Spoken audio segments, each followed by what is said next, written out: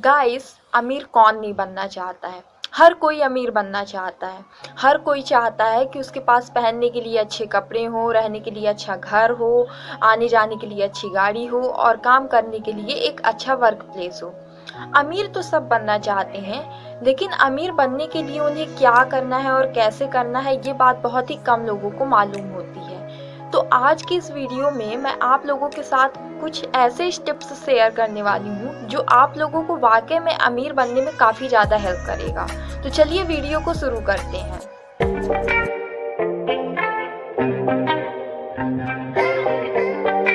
Hey guys, this is Ashwini Vishwakarma. जैसा कि आप लोगों को मालूम है कि मुझे किताबें पढ़ना बहुत पसंद है और मैं किताबों से सीखी हुई बातों को आप लोगों के साथ शेयर करती हूँ। तो आज की जो किताब मैंने आप लोगों के लिए लाई है, उस किताब का नाम है थिंक एंड ग्रो रिच और इस किताब के जो लेखक हैं उनका नाम है नेपोलियन हिल। नेपोलियन हिल जब एक छोटे बच्चे थे तब एनरायू कार्नेजी ने उनको अपना एक सीक्रेट बताया था। उनका ये सीक्रेट ऐसा था कि उनके इस सीक्रेट से 500 अमीर लोग अपनी लाइफ में काफ़ी ज़्यादा सक्सेसफुल हो चुके थे। नेपोलियन हिल की जो ये किताब है, इस किताब में उन्होंने उन 13 स्टेप्सों के बारे में बताया है जो एक नॉर्मल इंसान को अमीर इंसान बनने में मदद करेगी। मैं आप लोगों को एक बात और बता देना चाहती हूँ कि अगर आप लोगों को ऐसा लगता है कि इस किताब को पढ़ने के बाद आप अमीर बन जाएंगे, तो ऐसा नहीं है। इस किताब में जो स्टेप्स बताए गए हैं, उन स्टेप्स को आपको पूरी मेहनत और लगन के साथ फॉलो करना होगा, तब जा कर के आप अमीर हो पाएंगे। तो आज की इस वीडियो में मैं इस किताब के 3 इम्पॉर्टेंट स्टेप्स के बारे में बात करने वाली हूँ और बाकी के बचे हुए स्टेप्स के बारे में मैं अपनी नेक्स्ट वीडियो में चर्चा करूँगी। तो चलिए शुरू करते हैं। Step first, desire. इस स्टेप में आप लोगों को पैसे कमाने की काफ़ी ज़्यादा लालसा रखनी है। मीन्स आपको ये सोचना है कि आप काफ़ी ज़्यादा अमीर बन चुके हैं, आपके पास काफ़ी सारा पैसा है, आप खूब पैसा कमा रहे हैं। इस स्टेज को मनी कॉन्शसनेस कहते हैं। मनी कॉन्शसनेस बनने के लिए लेखक ने 6 स्टेप बताए हैं। मनी कॉन्शसनेस बनने के लिए आपको 6 स्टेप्स को फॉलो करना होगा। पहला स्टेप है वो ये है कि आपको अपनी अमाउंट फिक्स कर लेनी है। मीन्स आपको कितना कमाना है, 100, 500, 1000, 10 लाख या 1 करोड़। मीन्स आप जितना भी कमाना चाहते हैं रकम, उसको सेट कर लीजिए। दूसरे स्टेप में आपको ये डिसाइड कर लेना है कि आपको इस रकम को कमाने के लिए क्या काम करना है, क्योंकि मुफ्त में कुछ नहीं मिलता है। तो आपको दूसरे स्टेप में अपने काम को डिसाइड कर लेना है कि आप इस रकम को कमाने के लिए क्या काम करेंगे।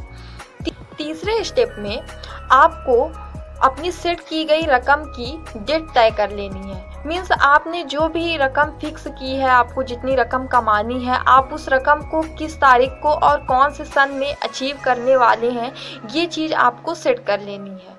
चौथे स्टेप में आपको अपनी रकम को पाने के लिए, मीन्स जो भी रकम आपने सेट की है, उस रकम को पाने के लिए जो काम करना है और उस काम को करने के लिए आपको प्लानिंग करनी है। मीन्स आप उस काम को किस तरीके से करने वाले हैं, आप उस काम को आगे किस तरीके से लेकर के जाएंगे, आपको ये प्लानिंग चौथे स्टेप में कर लेनी है। 5वें स्टेप में आपको अपने फुल प्रूफ प्लान को किसी जगह पर लिख देना है। मीन्स आपको कितनी रकम कमानी है, कब तक कमानी है, उस रकम को कमाने के लिए आपको क्या क्या काम करना है, इस चीज़ को एक जगह पर लिख देना है।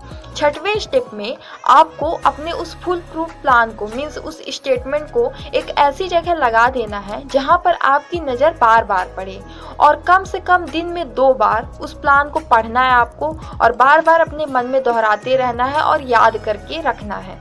तो मनी कॉन्शसनेस बनने से आपको फ़ायदा ये होने वाला है कि आपको पैसा कमाने के लिए मोटिवेशन ढूंढने की ज़रूरत नहीं पड़ेगी। आपके अंदर से ही ये इंस्पिरेशन आएगी कि आपको पैसा कमाना ज़रूरी है। Step 2, auto suggestion. गाइस, हमारे सबकॉन्शियस माइंड में काफ़ी ज़्यादा पावर होती है। मीन्स हम जैसी इंफॉर्मेशन और जैसे थॉट्स अपने दिमाग में डालते हैं, बिल्कुल वैसे ही एक्शंस बाहर निकल करके आते हैं। अमीर बनने के लिए आपको एक काम करना काफ़ी ज़्यादा ज़रूरी है और वो ये है कि आप खुद को ऑटो सजेशन या फिर सेल्फ सजेशन देते रहें। मीन्स आप अमीर बन सकते हैं, आप अमीर बनने की योग्यता रखते हैं। अमीर बनने के लिए आपको जो काम करना है आप वो काम भी कर सकते हैं। तो आप इस तरह की ऑटो सजेशन का उपयोग कर सकते हैं। ऑटो सजेशन बनाने के लिए आपको कुछ अफर्मेशन की भी ज़रूरत पड़ सकती है, जैसे कि I am the best, I love my self, I am not afraid anything, I can do anything, I love my work. इस तरह की आप अफर्मेशन बना सकते हैं। आप हिंदी या फिर इंग्लिश दोनों तरीके से आप अफर्मेशन बना सकते हैं और इन अफर्मेशन का यूज़ आप कर सकते हैं। ऑटो सजेशन का यूज़ करने से आपको ये फ़ायदा होगा कि आपने जो गोल सेट किया है उस गोल को पाने के लिए आपको जो काम करना है उस काम में जितनी भी बाधाएं आएंगी या फिर कठिनाई आएंगी, उन बाधाओं और कठिनाइयों का सामना आप आसानी से करते हुए आगे बढ़ते जाएंगे। मीन्स ये ऑटो सजेशन आपको अंदर से वीक नहीं बनाने वाली है, बल्कि आपको अंदर से काफ़ी ज़्यादा मजबूत बना देगी ये auto suggestion. Step 3, specialised knowledge. हम इसे एक स्टोरी से समझ सकते हैं। हेनरी फोर्ड नाम के एक व्यक्ति थे जो बहुत ज़्यादा पढ़ने लिखने में तो अच्छे नहीं थे, लेकिन उनको ऑटोमोबाइल की काफ़ी अच्छी नॉलेज थी। एक बार क्या हुआ, न्यूज़पेपर वालों ने हेनरी फोर्ड के बारे में उल्टी सीधी खबरें बना करके उसको न्यूज़पेपर में छाप दिया। जब हेनरी फोर्ड ने इस बात को जाना तो उन्हें काफ़ी ज़्यादा गुस्सा आया और उन्होंने उन न्यूज़पेपर वालों के खिलाफ केस कर दिया।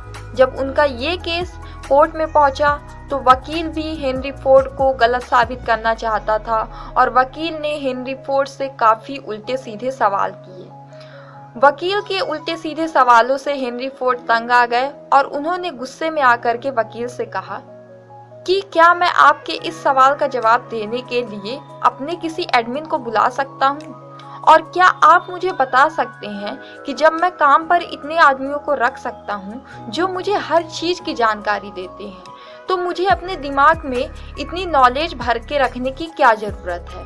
और उनका ये जवाब सुन करके पूरी अदालत में सन्नाटा छा गया।